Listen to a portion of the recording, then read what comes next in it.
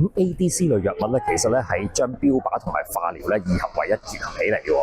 咁呢個研究咧就係使用一隻叫 Dato-DXd 嘅 ADC 類藥物，咁應用喺呢個晚期嘅三陰性乳癌身上嘅。咁呢個研究嘅病人咧，喺診斷到晚期嘅時候咧，係可以用過其他嘅化療啦，或者係標靶治療，亦都唔可以用過免疫治療嘅。咁有一半嘅病人咧就使用呢個 Dato-DXd 嘅 ADC 類藥物，咁另一半嘅病人咧就用翻傳統嘅化療藥啦。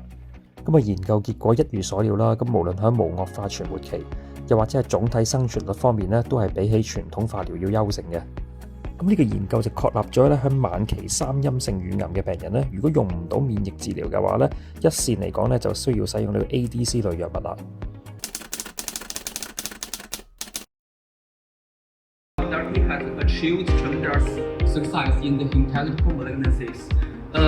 細胞免疫治療咧，例如 CAR-T 啦，咁血液科嘅癌症咧係非常之成功嘅。喺一啲實體腫瘤，譬如肺癌啊、乳癌啊、腸癌身上咧，其實要困難好多嘅喎。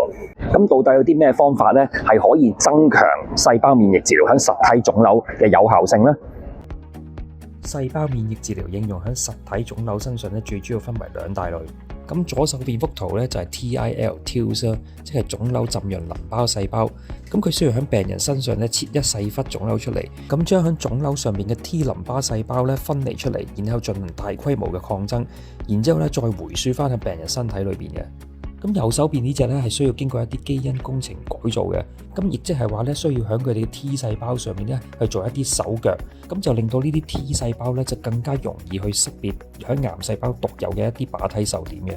咁呢一種形式嘅細胞免疫治療咧，通常就係 TCR 或者係 CAR-T cell 啦。咁呢啲靶點咧被研究得比較多咧，就係位於胃癌細胞上面嘅 Claudin 18.2。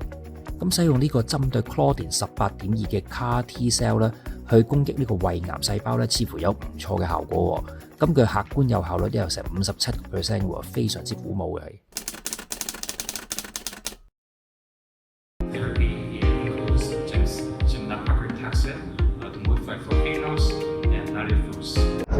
咁我哋大家都知道咧，胰臟癌咧用傳統嘅 PD-1、PDL-1 免疫治療咧，基本上係冇用嘅。咁一般嘅主要嘅治療手段咧，都係以化療為主。但係其實咧，有少數嘅胰臟癌病人咧，都帶有一啲特別嘅基因突變，係可以使用到標靶藥嘅。咁大概5至7%嘅胰臟癌咧，係帶有呢個 BRCA 嘅基因突變嘅。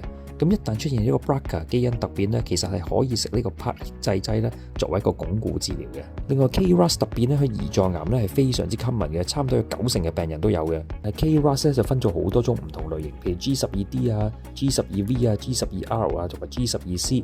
咁可惜咧，暫時嚟講咧，只有 G12C 咧係有藥可以醫嘅。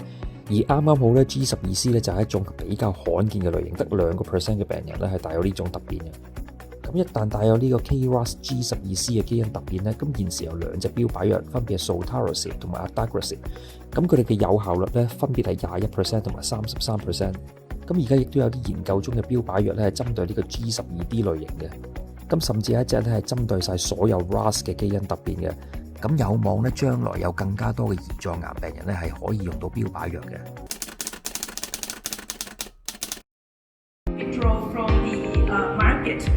The response rate is around below 30%. 肺癌嚟講咧，大家都一定聽過一個叫 EGFR 嘅基因突變，咁係一種最常見嘅基因突變嚟嘅。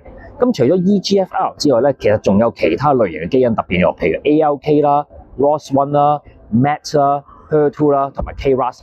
咁到底佢哋嘅治療應該係點樣呢？咁先講咗 KRAS 突變先啦。咁肺癌嘅 KRAS 突變咧分咗好多種唔同類型，例如 G12C 啊、G12D、G12V 同 G12A。但係好可惜嘅話咧，就係咧暫時只有 G12C 咧係有呢個標靶藥可以 target 得到嘅。咁現時有2隻針對 G12C 嘅 KRAS 標靶藥啦，咁分別係 Sotorasib 同 Adagrasib。咁佢哋嘅客觀有效率咧大概都係28%至到32% 咁上下。咁至於針對唔同類型嘅 KRAS 標靶藥咧，而家研製當中，咁甚至亦都係有啲咧係可以針對晒所有唔同亞型嘅 KRAS 突變嘅係。咁而家 ALK 嘅標靶藥咧已經出到第3代 Lorlatinib 噶啦。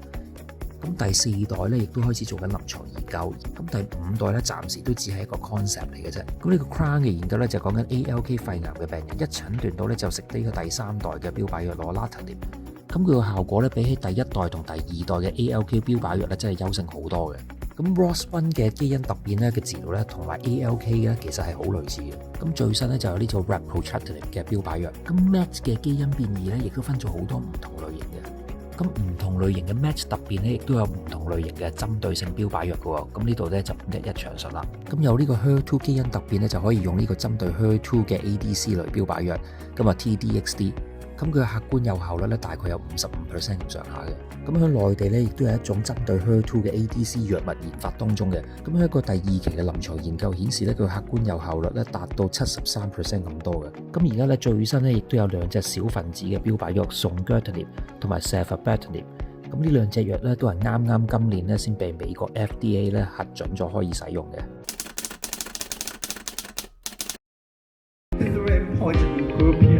PFS and DOR, DCR and safety。咁傳統嘅鼻咽癌嘅治療咧，都係使用呢個免疫治療啦，加化療嘅藥物去結合嘅。